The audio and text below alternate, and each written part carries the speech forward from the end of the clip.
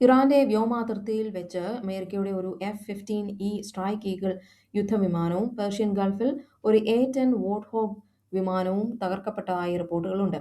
കഴിഞ്ഞ ദിവസമാണ് ഈ റിപ്പോർട്ട് ആദ്യമായിട്ട് വരുന്നത്. ആദ്യമായിട്ട് ഇറാന്റെ പ്രസ് ടിവി റിപ്പോർട്ട് ചെയ്തത് F-35 വാർപ്ലെയിൻ വെടിവെച്ചിട്ടു എന്നാണ്. എന്നാൽ അമേരിക്കൻ മീഡിയ കൺഫേം ചെയ്തത് F-15 സ്ട്രൈക്ക് ഈഗിളിനെയാണ് ഇറാന്റെ സൈന്യം വെടിവെച്ചിട്ടത് എന്നാണ്. ഏതായാലും അതിൽ നിന്ന് ഒരു പൈലറ്റിനെ കാണാതായിട്ടുണ്ട്. ഒരു പൈലറ്റിനെ രക്ഷിച്ചു, ഒരു പൈലറ്റിനെയാണ് കാണാതായിരിക്കുന്നത്.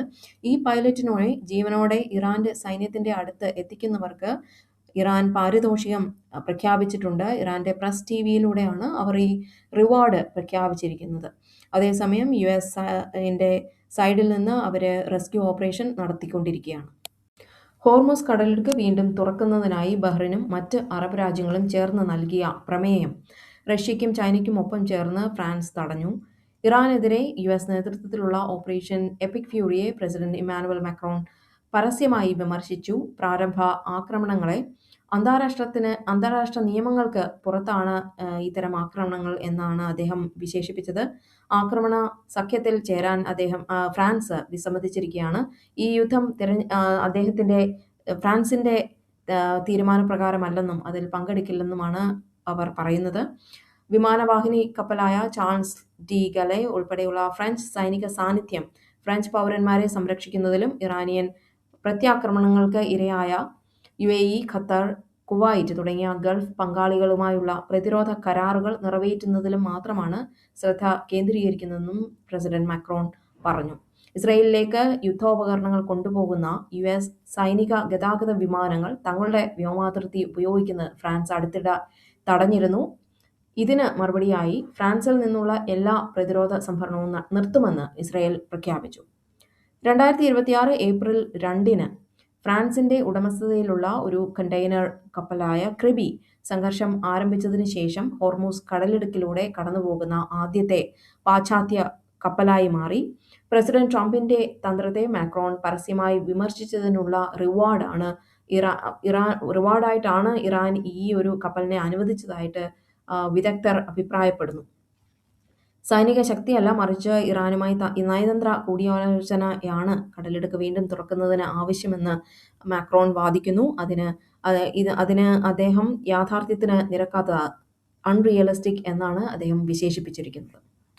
അതായത് സൈനിക ശക്തി ഉപയോഗിക്കുന്നത് അൺറിയലിസ്റ്റിക് എന്നാണ് പ്രസിഡന്റ് മാക്രോണിന്റെ അഭിപ്രായം. ലെബനൻ തലസ്ഥാനമായ ബെയ്റൂട്ടിന്റെ തെക്കൻ പ്രാന്തപ്രദേശങ്ങളിൽ ഇസ്രയേൽ ശക്തമായ ബോംബാക്രമണം നടത്തി. ഹിസ്ബുള്ളയുടെ ആയുധ സംഭരണശാലകളും കമാൻഡ് സെന്ററുകളും ലക്ഷ്യമിട്ടാണ് ഈ ആക്രമണമെന്ന് ഇസ്രയേൽ പ്രതിരോധ സേന അറിയിച്ചു. തന്ത്രപ്രധാനമായ ലിതാനി നദിക്ക് കുറുകെയുള്ള പ്രധാന പാലങ്ങൾ ഇസ്രയേൽ തകർത്തു. സൊഹ്മോർ, മഷ്ഗറ എന്നീ പ്രദേശങ്ങളെ ബന്ധിപ്പിക്കുന്ന പാലങ്ങളാണ് ഏറ്റവും ഒടുവിൽ തകർക്കപ്പെട്ടത്. തെക്കൻ ലെബനനിലേക്ക് ഹിസ്ബുള്ളയ്ക്ക് ആയുധങ്ങളും പോരാളികളെയും എത്തിക്കുന്നത് തടയാനാണ് ഈ നീക്കമെന്ന് ഇസ്രയേൽ പറയുന്നു. ഇതിലൂടെ തെക്കൻ ലെബനൻ രാജ്യത്തിന്റെ മറ്റ് ഭാഗങ്ങളിൽ നിന്ന് ഏതാണ്ട് ഒറ്റപ്പെട്ട നിലയിലാണ്. തെക്കൻ ലെബനനിലെ ഒഡേസ എന്ന സ്ഥലത്ത് UN സമാധാന സേനയുടെ കേന്ദ്രത്തിന് നേരെ ആക്രമണമുണ്ടായി. ഇതിൽ 3 ഇന്തോനേഷ്യൻ സമാധാന സേനാ അംഗങ്ങൾക്ക് പരിക്കേറ്റു. ഈ ആഴ്ച മാത്രം 6 സമാധാന സേനാംഗങ്ങൾ കൊല്ലപ്പെടുകയോ പരിക്കേൽക്കുകയോ ചെയ്തിട്ടുണ്ട്. ഇറാന്റെ തലസ്ഥാനമായ ടെഹ്റാനിലെ ബാലിസ്റ്റിക് മിസൈൽ നിർമ്മാണ കേന്ദ്രങ്ങൾക്കും വിമാന വിരുദ്ധ മിസൈൽ സംഭരണശാലകൾക്കും നേരെ ഇസ്രയേൽ ശക്തമായ വ്യോമാക്രമണം നടത്തി. ബുഷഹർ ആണവ നിലയത്തിന് സമീപമുള്ള ഒരു കെട്ടിടത്തിന് നേരെ ആക്രമണമുണ്ടായതായും അവിടെയുള്ള ഒരു സുരക്ഷാ ഉദ്യോഗസ്ഥൻ കൊല്ലപ്പെട്ടതായും റിപ്പോർട്ടുകളുണ്ട്. ഖുസസ്താൻ പ്രവിശ്യയിൽ ഇറാനിലെ എണ്ണ ശുദ്ധീകരണശാലകൾക്കും പെട്രോകെമിക്കൽ പ്ലാന്റുകൾക്കും നേരെയും ആക്രമണമുണ്ടായി. ഇറാനിലെ അതിർത്തി പ്രദേശങ്ങളിൽ ഇസ്രയേൽ നടത്തിയ വ്യോമാക്രമണത്തിൽ ഒരു ഇറാഖ് പൗരൻ കൊല്ലപ്പെട്ടതിനെ തുടർന്ന് ഇറാഖ് തങ്ങളുടെ ഷലാംചെ അതിർത്തി കവാടം അടച്ചു. ഇറാന്റെ ഖുസസ്താൻ പ്രവിശ്യയിലെ സൈനിക കേന്ദ്രങ്ങൾ ലക്ഷ്യമിട്ട് ഇസ്രയേൽ നടത്തിയ ആക്രമണത്തിനിടെയാണ് അതിർത്തിയിലുണ്ടായിരുന്ന ഇറാഖ് പൗരൻ കൊല്ലപ്പെട്ടത്. കൂടാതെ 5 ഇറാഖികൾക്ക് ഗുരുതരമായി പരിക്കേൽക്കുകയും ചെയ്തു. ബന്ദർ ഖമീറിൽ ഒരു സിമന്റ് ഫാക്ടറിക്ക് നേരെ ആക്രമണം നടന്നുവെങ്കിലും അവിടെ വലിയ നാശനഷ്ടങ്ങൾ റിപ്പോർട്ട് ചെയ്തിട്ടില്ല. ഇസ്രയേലിലെ ജനവാസ കേന്ദ്രങ്ങൾ ലക്ഷ്യമിട്ട് ഇറാൻ വലിയ തോതിൽ മിസൈലുകൾ തൊടുത്തുവിട്ടു. ഇസ്രയേലിലെ നെഗേവ് മേഖലയിലെ ഒരു വ്യവസായ കേന്ദ്രത്തിൽ തീപിടുത്തമുണ്ടായി. നെയ്ബ്രാക് നഗരത്തിൽ ഒരാൾക്ക് പരിക്കേറ്റതായിട്ട് റിപ്പോർട്ടുകളുണ്ട്. UAEയിലെ ഹബ്ഷാൻ ഗ്യാസ് പ്ലാന്റിന് നേരെ ഇറാന്റെ ഭാഗത്തു നിന്ന് മിസൈൽ ആക്രമണമുണ്ടായി.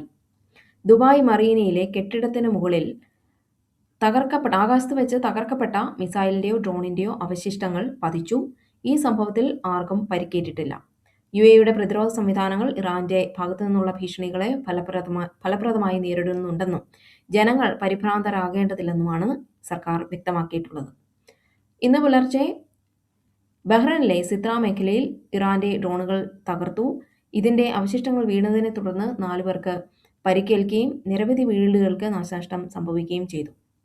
ലോകത്തിലെ തന്നെ ഏറ്റവും വലിയ അലൂമിനിയം പ്ലാന്റുകളിൽ ഒന്നായ ആൽബ, പിന്നെ മാ അമീറിലെ ഓയിൽ റിഫൈനറി എന്നിവ ഈ 2 സ്ഥലങ്ങൾക്ക് നേരെ ഡ്രോൺ മിസൈൽ ആക്രമണങ്ങളുണ്ടായി. ബഹ്റൈനിലെ ഷിയ വിഭാഗങ്ങൾക്കിടയിൽ ഇറാൻ അനുകൂല വികാരം പടരുന്നത് തടയാൻ സർക്കാർ കർശന നടപടികൾ സ്വീകരിച്ചു വരികയാണ്. യുദ്ധത്തിനെതിരെ പ്രതിഷേധിച്ചതിനും ഇറാന് പിന്തുണ പ്രഖ്യാപിച്ചതിനും നിരവധി പേരെ അധികൃതർ അറസ്റ്റ് ചെയ്തു. UN രക്ഷാസമിതിയുടെ അധ്യക്ഷ പദവി ഇപ്പോൾ ബഹ്റൈനാണ്. ഹോർമുസ് കടലിടുക്ക് തുറക്കുന്നതിനായി ബഹ്റൈൻ അവതരിപ്പിച്ച പ്രമേയം റഷ്യയുടെയും ചൈനയുടെയും എതിർപ്പിനെ തുടർന്ന് അടുത്ത ആഴ്ചത്തേക്ക് മാറ്റിവെച്ചിരിക്കുകയാണ്.